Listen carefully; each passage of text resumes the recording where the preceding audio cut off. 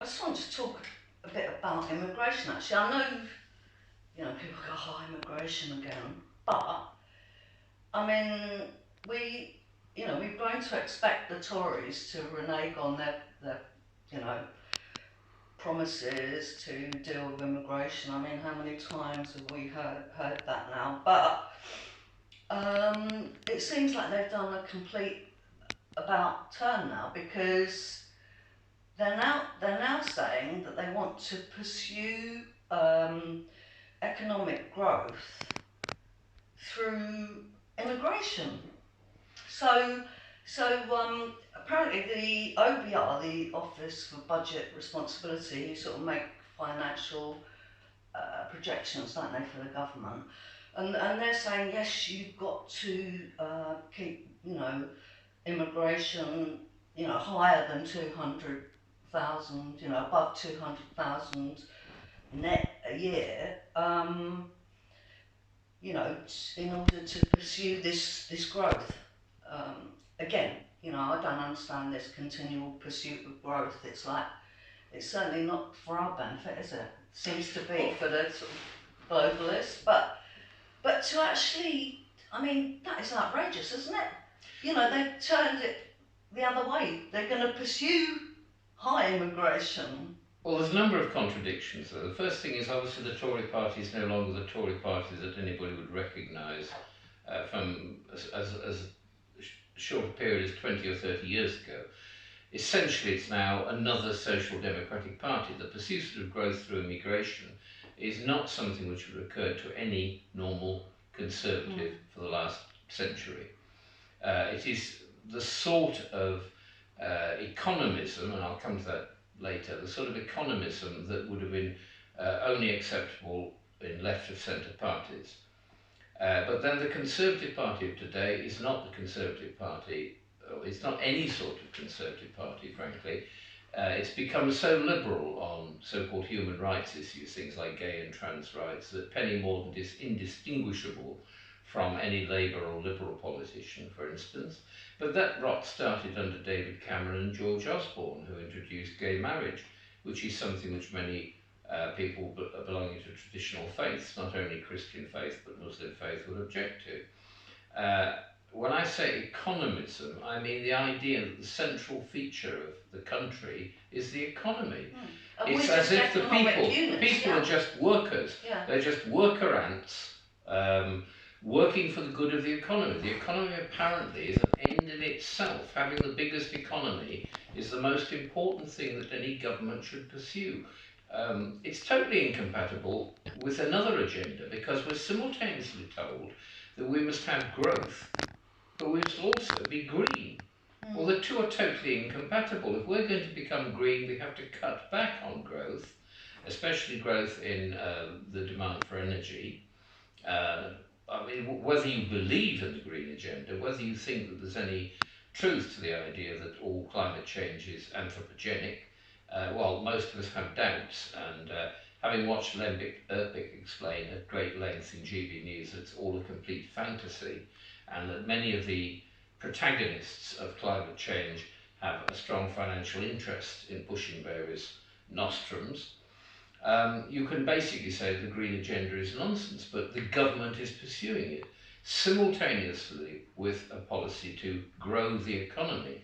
But their only understanding of growing the economy apparently is to introduce skilled workers from abroad. We don't see the economy as central. Well, we don't see the economy as central to begin with. We see the people as central. The economy serves the people don't serve the economy. So we need an economy which guarantees a reasonable standard of living to most people in this country. That's our aim at the outset. We don't need anything to be bigger than that, and we certainly don't need to do it at the expense of social cohesion and stability, because these migrants who do not belong to our culture, every additional migrant is a further dilution of our social cohesion. What is building up is a non-British series of enclaves of ethnically uniform people who want to live together and want to live apart from us, which will lead ultimately to a balkanisation of the United Kingdom. You'll have all Asian bits, all black bits, and so on and so forth. that is no recipe for a successful society. And I distrust the term society. I still think in terms of nations. A nation state is a state occupied by a single ethnic group or people. That is the most stable form of existence known to man going back centuries. Uh, Nation states have grown out of multinational empires for a very good reason, that that's the will of the people. And any perception of immigration as simply the addition of skilled workers to grow the economy completely ignores the fact that immigration destroys our a way of life, our social cohesion, our existence as a people. Yeah. So it's not something to be taken lightly, simply as a short-term fix for economic issues. Again, you ask the question, why not train up our own people? This is often because neither big business nor industry wants to spend money on training. It hopes to acquire people that have already been trained at somebody else's expense for another country, which incidentally also strips that country bare of its talent. So why do we feel it's a humanitarian and morally virtuous issue to strip third world countries of their talented people, whether it's doctors or nurses or IT technicians or any of that sort, because everyone that arrives here is one less for them. And if they're going to grow, then presumably they need to retain these people. At the same time, we need to train our people up. Lower working class white boys are the least successful in terms of achieving university entrance and going on to good careers of any group in this country. They are way behind the immigrant ethnic groups, and something must be done to give them a chance to get on in life. But remember that every middle class professional who arrives from abroad is one less middle class professional opportunity for a working class boy to rise out of poverty and get a better job. In the past, that would have been made much easier by grammar schools, but of course, Tony Crossland made sure he abolished grammar schools. Yeah, and that was the ladder of success for many people to work through talent and intelligence to rise out of unskilled working class. If they had the brains, they could end up in Oxford or Cambridge and get a high-flying career. That career opportunity has been destroyed by Labour and the wet Tories who agreed with the whole idea of comprehensives. I'm glad to say that in Kent, where we were the other day, grammar schools have been retained, and the British Democrats would like to reintroduce grammar schools up and down the country, because intellect must be given some sort of a chance to succeed, and that's very difficult in a school of 1,000 people of mixed abilities.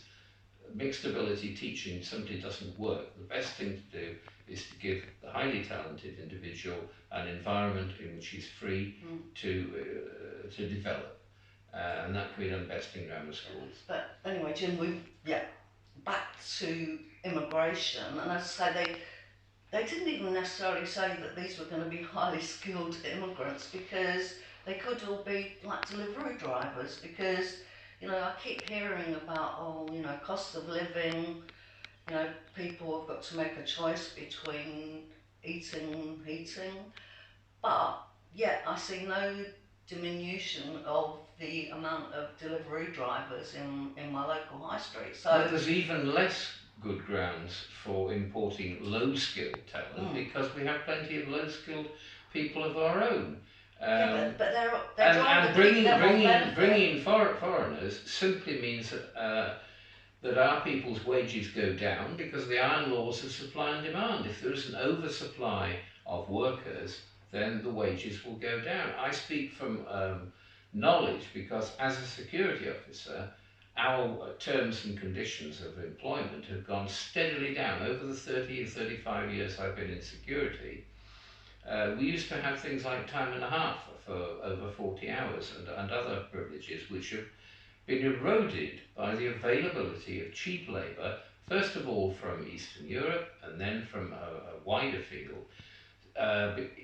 which has the effect of keeping wages low, because the employer can always say, if you don't like the wages I'm offering, there's plenty of people from the third world who will leap at the opportunity. So it's simply not in the interests of working class people, of especially unionised working class people, to permit this to go on. And yet, bizarrely, these are the people that continue to vote for Labour, thereby cutting their own throats. But the other thing is they talk about immigration. So apparently now net immigration is at a rate of 500,000. So I was explaining to my daughter one that because people will hear this net immigration, they won't necessarily know what it is. So, to arrive at a figure of like 500,000 net, that means probably, 1 million foreign people are coming to the country, right? And 500,000 of our own people are leaving. Now, the people that are leaving are probably, self-sufficient people because, anywhere they want to go to, if they want to go to Australia or, Singapore, even India, they have to show that they can look after themselves, that they've got healthcare provision and all that. So we're losing our people, and they're being replaced by a lot of the time third world immigrants. And also, there's no talk about these immigrants like requiring housing, schools, doctors, more roads. It's almost like they come, they pay tax, they're here for our good, but they have no negative impact on us. But of course we know otherwise, because on our journey back from the AGM today, we came across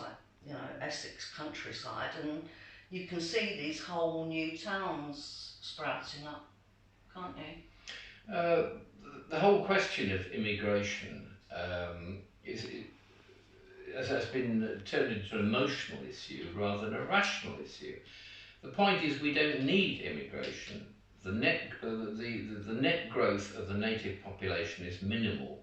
It's not yet in free fall as in some countries in Europe, but essentially we're just ticking over. So we wouldn't need to build new schools, new hospitals, new housing, new roads, purely as a result of endogenous growth.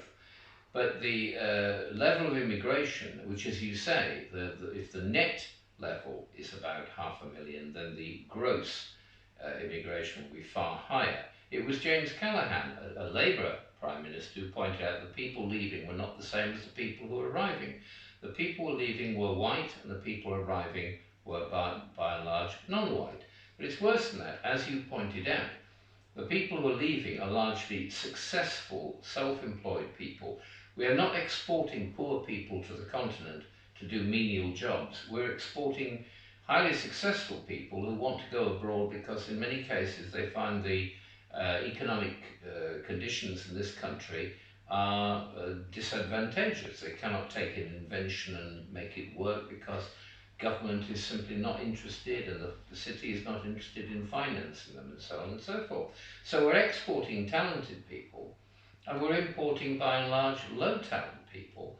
The majority of people coming to this country have either a very poor command of English or no command of English, and it's very difficult for them in many cases to get employment. I believe that the figures for unemployment among Pakistanis, Bangladeshis, Turks, etc. is quite low, because they simply don't have skills which can be readily picked up in the UK market. So all that happens is they end up on the dole. The whole point about immigration is that very little of it actually was from Eastern Europe. So Brexit didn't solve it because it didn't give control of immigration. The vast majority of immigrants were coming from the Indian subcontinent or West Africa, and that was not addressed by Brexit. It merely cut off the supply of fellow white Europeans. But the immigration from the Indian subcontinent and from Nigeria and other countries in Africa has continued apace because the government has no intention of stopping it. It didn't need to push through Brexit to do that. It could just have said there will be no further immigration. End of. And that's the policy which we advocate, because there is no need for it. We do not need workers of any capacity. We've got workers in this country and we've got rising unemployment. It's small at the moment, but it's going to get worse as the economy winds down. And therefore, we should stop immigration now and train up our own people, because there are millions of people out there who require merely training to take them to a better job. Yeah. Okay, Jim, thank you so much. It's always most interesting hearing your thoughts on various matters. So, thank you again, Jim. Thank you very much, Roberta.